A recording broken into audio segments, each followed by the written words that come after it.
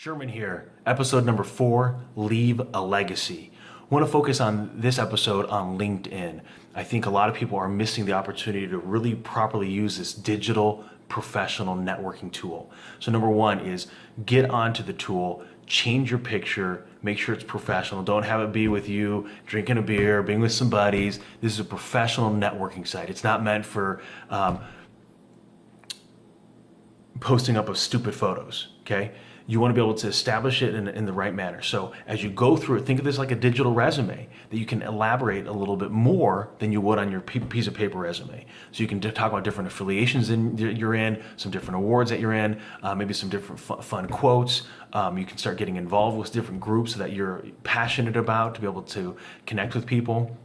The other thing just to recognize is that if you're looking to use it as a sales tool or as a networking tool that it's designed to be, is look into your network. See who all the connections that you are and see who they know, so that way you can get connected to those people who ultimately you want to get into. So let's say, for example, I want to get into Target Corporation. I will look at my current contacts and I'd say, okay, who's in Target? Then I'd see, who do they know that's connected into Target? And then that way, and then I can just say, hey, there's my friend Frank. He actually has a friend named Julia. Julia works in the buying offices at Target, and I'm going to reach out to her. So I can send an email directly to Frank because we're connected first degree, and I can say, hey, can you introduce me to Julie? And then he can. And then, of course, it probably wouldn't hurt to be able to call up Frank and explain to him, hey, buddy, I've sent you an email. Would you mind introducing me to Julie? Do you have her phone number? How do you know her? Give me a little bit of background on her so that way I'm just not calling her out of the blue. Oh, and would you mind, maybe you don't mind sending her an email and introducing me. And then that way you can start building that network. You can have that stronger relationship. The other thing to be able to leverage when it comes to LinkedIn, especially if you're in the sales side of things, is to be able to identify the person that you're sitting across from. Definitely take 2 minutes before you go into that meeting.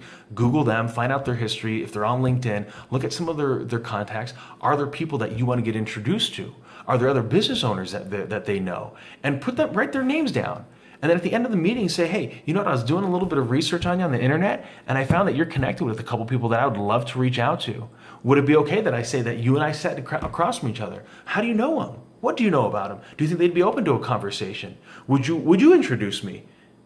And so I think a lot of people are missing that opportunity to leverage the relationships they already have. And especially if you're in sales, do a little bit of prep time. Take a step back and from all the rush of the day, take 2 to 5 minutes, do a little Google research on somebody. Hopefully they're connected on LinkedIn, and then leverage their connections to be introduced to those individuals. And there you go, 3 to 5 referrals every single meeting that you have where you ask. The thing about it when it comes to leveraging LinkedIn is that the majority of people are using it the right way. That's episode number 4. Leave a legacy. Have a fantastic day, everybody.